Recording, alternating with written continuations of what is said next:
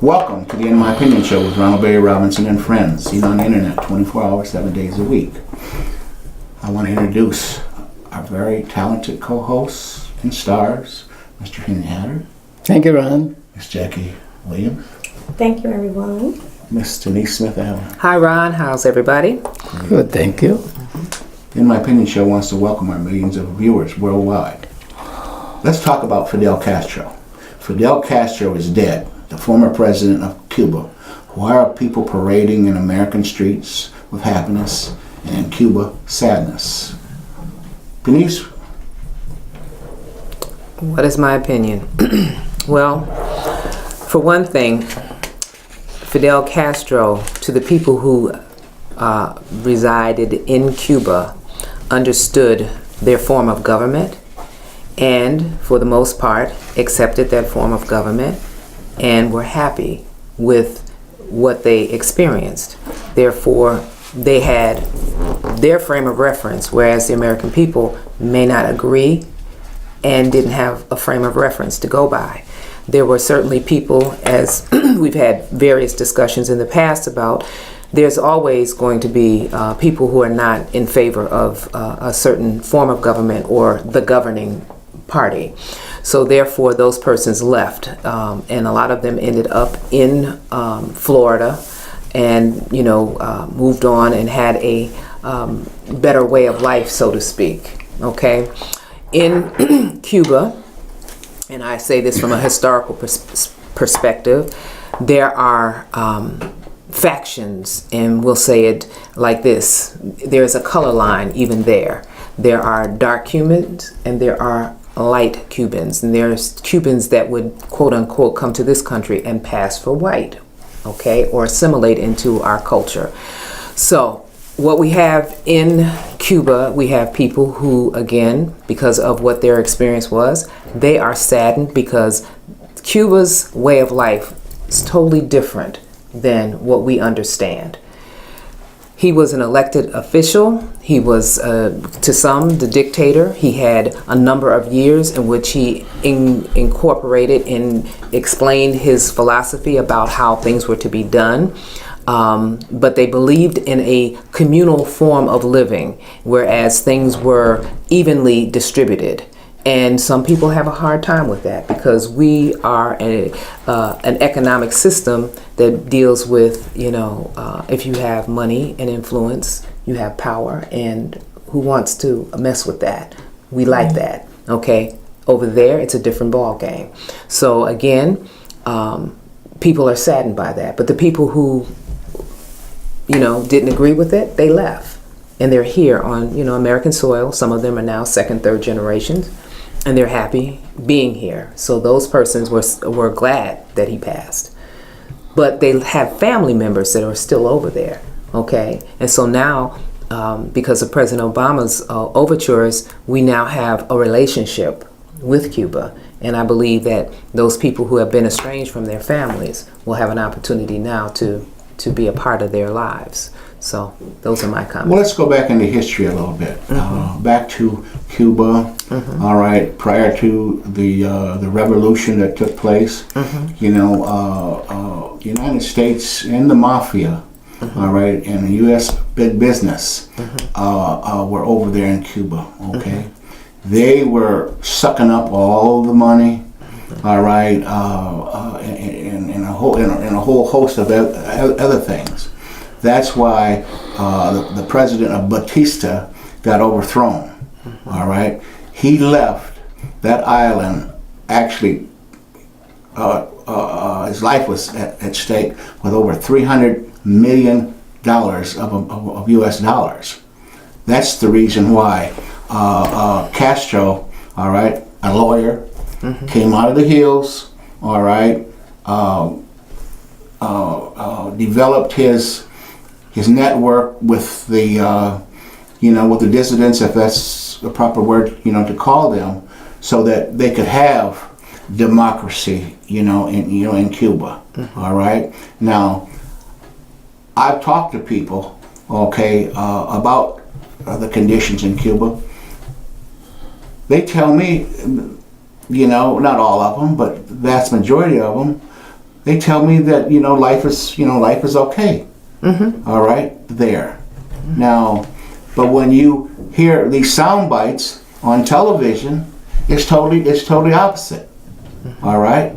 So, people have to start thinking for themselves. Do the research. It's just as simple. Look up Cuban history on the internet if you have it.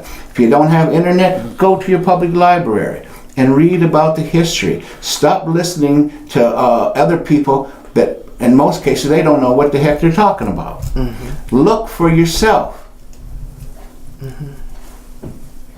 Henry, what is your thought? Well, like Denise said, there were people who understood their own frame of government and way of life. And Fidel Castro, to all people, was not a Greek god. He hurt a lot of people as a dictator. And many of them would never forgive him. And they, as you said, moved to Florida. And what you see parading in the street are people who were hurt by Castro. And they migrated here hoping to find a new way of life, and did so, and left their families back in Cuba who were still being hurt by the dictator in many ways. And from an American perspective, as to whether the traditional American should be celebrating or not, I would say this. We had many businesses over there before 1958 when Castro took over. We had sugar mills. We poured lots of American capital into developing Cuba. It is the way it is because of American venture capital. It had a great atmosphere for entertainers who would love to go there and buy property and celebrate their successes here in the United States. And it was a great combination for the United States.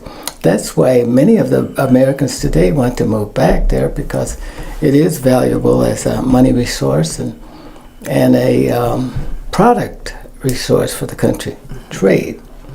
And besides, it's a strategic spot to protect the American mainland. You don't think about that. We like to have strategic islands surrounding the United States as barriers to the invasion by other bodies, countries. And also, too, I think a lot of this anger from the United States is because when Castro took power, he nationalized all of those businesses. That's what I mean, Yeah. sugar mills. See? The Mott's owned a lot of. All right.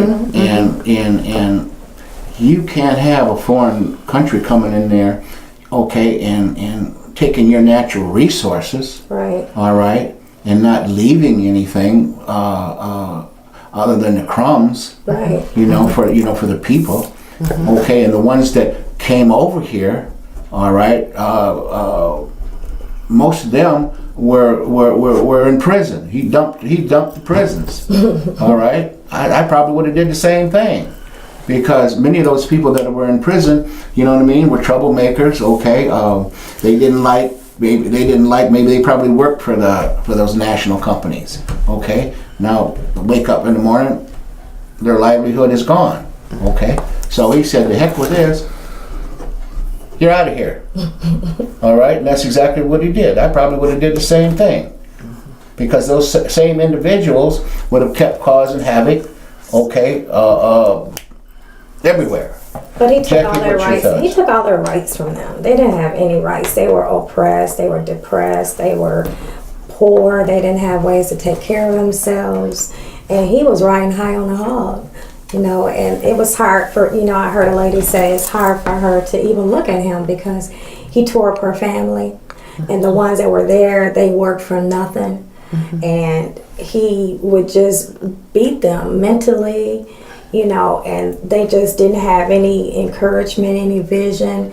And by him being gone, they see it as a light where now we can come, now we can do this. We don't have that, but I thought they were saying that the brother is still alive. Am I right? Wow. Yes, he's in He's the charge. president. Yeah, and they said that he is loyal to Fidel. You know, Yeah. they said he is loyal to him, so it's not all the way gone yet. It isn't, but the doors are opening, and the whole idea. I think about when Michael Moore did the movie where he was talking about what happened with 9/11 and the first responders and the health crisis that they experienced. A lot of them had, lung problems and things like that, and they weren't getting the health care that they needed, and a lot of them had to go over there where their health care system took care of people that should have been, a first responder that dealt with all of that.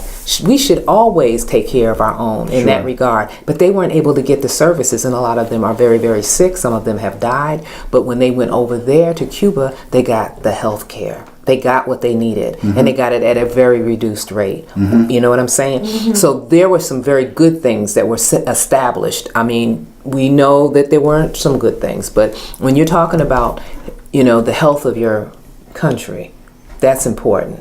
And like I said, with the responders, I mean, that's fact. And also, too, it's been documented that Cuban healthcare is close to first rate around the world. Exactly. They graduate more doctors than any university. Wow. In the universe, in the world. Are they voodoo doctors? No, don't even start. We're serious. Don't start. Okay, I just want to know. And we have to acknowledge that. All right, it's no different than over here. You have good and you have evil. That's right. Okay. And the fact of the matter is, there's millions of people over there on that island. Okay. Certainly, they want to see their their loved ones and so forth. You see, and I can understand that, but there's a price that I guess that you have to pay, just like we do here. Okay. What if we opened up our prisons and sent 3 million people, which I think that's estimated that are in our prison system right now, to Canada? You know what I mean? All hell was breaking Like what loose. you were saying, this lady you were saying said that she doesn't like this and she doesn't like that. Well, but that's her soundbite. We don't know what her true history is, and the news media, they're the first ones. That's what makes me so angry about the news media. Okay, they're supposed to report the news, not make the news. They've fallen. Okay. They've fallen a long time ago. Yeah, the irony of Cuba's situation to the American situation, I'm going to focus on us as Black Americans, is all the things that they endure, they can do nothing about it. And there's no shield of protection for them. But in this country, we have a shield That's of protection. We have the Constitution. We have to make it work for us. Well, if you Go ahead. Well, those of us who don't believe in the Constitution, that's their loss. But it must be enough Black Americans to make this work, not only for themselves, but for the country. And we got to stop thinking as though we're isolated from the main body of Americans, because we're not. We're a part of it. We're integral to it. And we have to seize that kind of gesture and position as we move into the future. This century is our century. That's fine if everything was equal. It's Okay. but if No, but listen. I liked what you said. I really do, Henry. But here's the thing about our Constitution. Our Constitution also had some amendments. Okay, and one of the amendments was the 13th Amendment. Yeah. And in the 13th Amendment, as it relates to Black folks, it talked about our freedom, but it also talked about unless you were convicted of a crime. It's in there. Those words, if you're convicted of a crime. So Ava DuVernay did a wonderful piece, which all of us need to look at. I've already seen it, and I would encourage you to watch it too. It's called 13, and it talks about how our system, and I don't mean to go off on this tangent because I know what we're talking about here, but you made the point about making this system work for us. Well, we got to do that. We have to do that, but what we have to do is understand it and read it. Yeah. See, we didn't pay attention because that line that was put in there, that set the whole stage up for this whole mass incarceration piece and all of this as far as it relates to getting free labor basically from black folks again and making us, pretty much chattel slave through the criminal justice system. Okay? So please, I'm encouraging you. It's called 13 Ava DuVernay. Okay, it sounds wonderful to me. Yes, okay. But we have to have our own vision of where we want to go. We have to have our own energy and enthusiasm to move that way. If we don't have energy and enthusiasm, and I see where we are here, we like to lie around in our body fluids and complain and blame everybody else and do nothing for ourselves. Not and at it's all. time. I got your backs though when Mr. Trump takes and all black Americans as well as other Americans that I'm a part of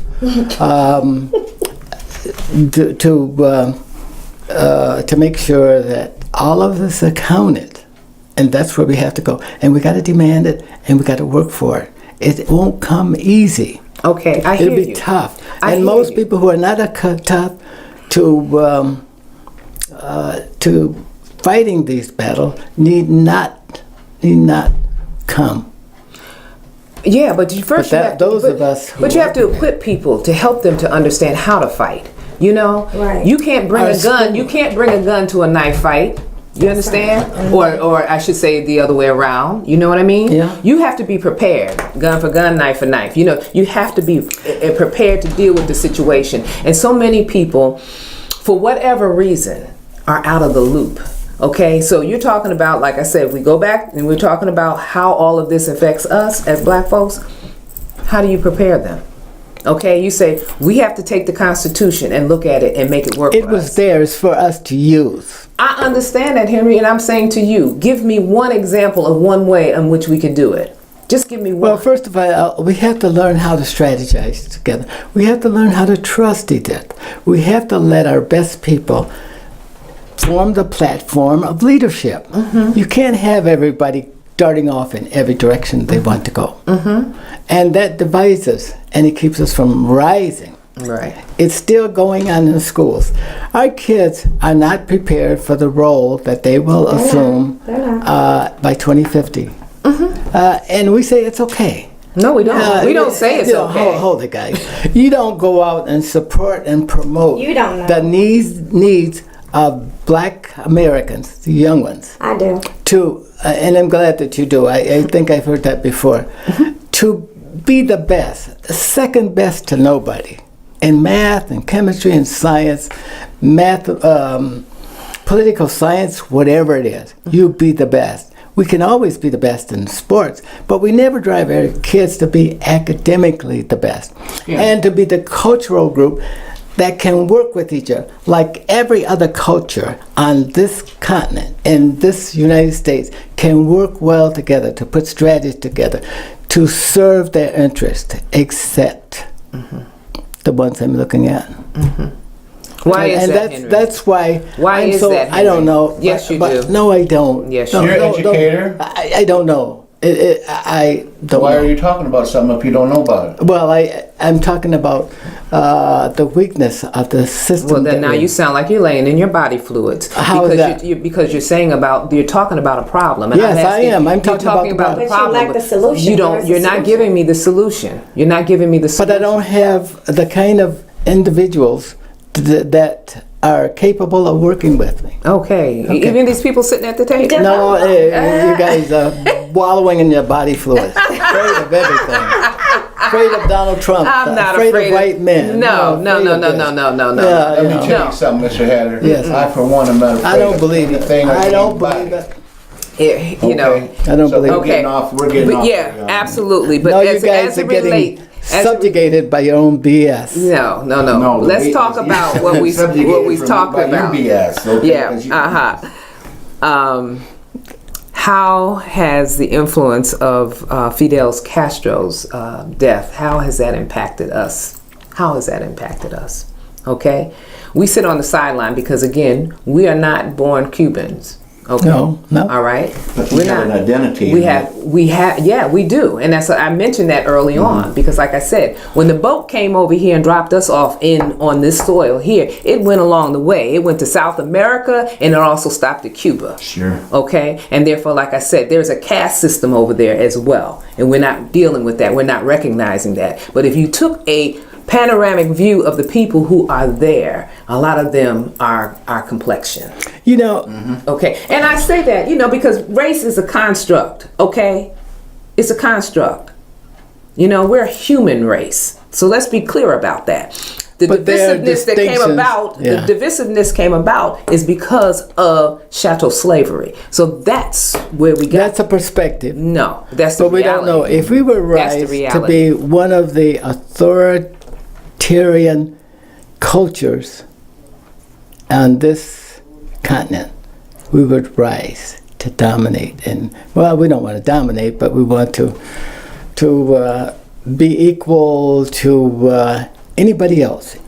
Everybody and anybody else who pays back to society its dues, or who leads the country. You never want to be second best. You never want to be the losers. And what frustrates me is all the losers I see from day to day. I see winners. I see losers. I mean, but there is, a difference. But And I want to we're go not- back to what she said about the education, and that's one thing. I mean, if it's talking about Mexico, if it's talking about them, I noticed that so many people value education more than us because they see it as a stepping ladder to stepping out of your situation or your body fluids, as you would say. Yes. And we don't utilize it because we don't force our children to be. We make them go to school, but we don't force them to be academically inclined. We don't enforce it when they come home. Our thing is, our job is over once they go to school and they come home. No, this is when you take up the second leg. This is when you help them, because that's how they're able to graduate so many doctors, because their parents are pushing them. Absolutely. And so we can pull that out of that. The positive thing out of that is, if you're graduating doctors, they're not graduating doctors that's on the internet all day doing absolutely nothing. They're actually studying, and they're comprehending, and they're applying. This is what we need to take from that. Thank you, Jackie. That's You what we need to say nothing else. I'm on your side. Oh, wow. Wow. For once. Yeah. Uh-huh. Yeah, for once, I'm on your side. You got it right. I mean, because that's what we need to stand. I mean, all of us need to just rise up and say, am I being the best steward over my child? Because we're looking at the evidence. And the evidence is pointing to that we're not doing our job. Our kids are not prepared to leave the house, let alone leave the country. All right. Exactly. Okay. I'm so glad that we came together on that one, because maybe we can make something happen. And maybe the people out there who are listening for us will understand that they have a job to do, that we collectively have it to. It's just not Henry Hatter versus the three of us at this table. No. It's Henry Hatter with a perspective, and one that you don't like to hear, and one that you don't like to see. But I'm in a world where those things rise up all the time, and I see both sides. I see our side and I see their side. And I fight against them both ways. And it's frustrating for me not to ever be on a side that my culture says I ought to be on. Let's change gears here for a minute. Why are we celebrating Thanksgiving in America? Who wants to tackle that one? Well, I think it's basically the inculcation. We have been instructed from elementary school on about the Pilgrims and all of that other good stuff, and how they sat down with the Indians and had their first meal together. I mean, this was an indoctrination. We were taught that. Okay, as we went through the system and we see the inequities and all of that other kind of stuff, Thanksgiving takes on a whole new connotation, at least to me personally.